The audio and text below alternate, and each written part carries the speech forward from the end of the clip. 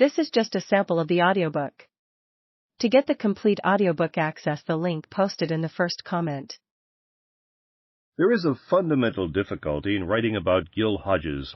Voices in the background keep screaming for restraint, and yet every instinct is to succumb to temptation and spill forth the superlatives. Arthur Daly. I was born in Brooklyn, 4 months, 12 days, and 6 hours after the Brooklyn Dodgers played their last game at Ebbets Field. I never saw Jackie Robinson steal home, or Roy Campanella double down the left field line, or Pee Wee Reese gracefully field a ground ball. But I wish I had. Gil Hodges, the only Dodgers star player that still called Brooklyn home after the team moved to Los Angeles, lived a few blocks away from where I grew up. Every morning, as I walked to my elementary school, PS 197, I crossed Bedford Avenue and looked north in the direction of Hodges' home, proud that he had stayed. By then, Hodges had retired as a player and was managing the New York Mets. In large part due to his leadership, the Mets' annual attendance from 1969 to 1972 exceeded that of the New York Yankees by more than 1 million each season. That had never happened before, not for one season, let alone for 4 consecutive seasons, and it hasn't happened since.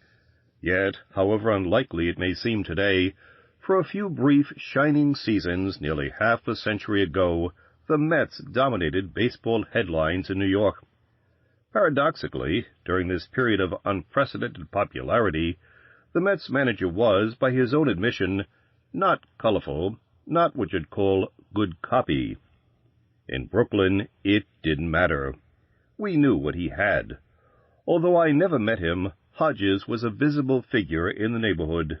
He could be seen walking his dog, a German shepherd named Lady Gina, down Bedford Avenue, or stopping by Gil Hodges Field on McDonald Avenue to watch the kids play, or buying Marlboros at Benny's Candy Store on Avenue M. But Hodges died of a heart attack in 1972 at 47, and with each passing year, his name fades from the national consciousness. For some, memories remain.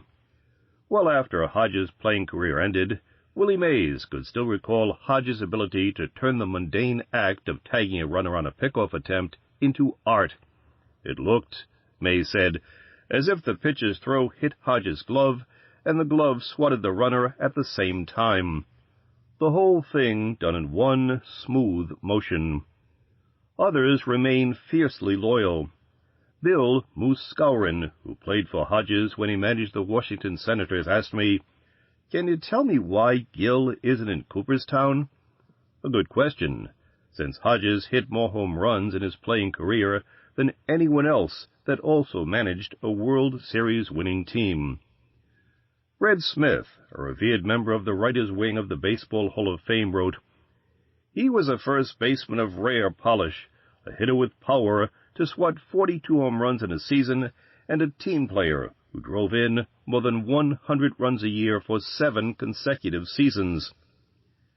If votes are based, as the rule says, on the player's integrity, sportsmanship, and character, Gil Hodges will ride in. Those words were coined for him. Unfortunately, integrity, sportsmanship, and character are unquantifiable. They are also a challenge for any writer hoping to cut through the legend that surrounds Hodges, hoping to find the humanity that lies beneath. Don Demeter, one of Hodges' teammates, who later became pastor of Grace Community Baptist Church in Oklahoma City, made this abundantly clear to me. "I don't know anything bad about Gil Hodges," Demeter said, "and you don't either.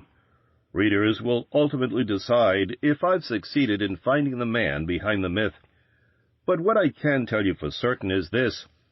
If you walked into Benny's Candy Store shortly after Hodges had left, you could hear the owner, Ben Chodesh, in a voice so filled with excitement you would have thought the Dodgers had just moved back to Brooklyn, saying over and over again, 'Hodges was just here. Hodges was just here. Hodges was just here.'"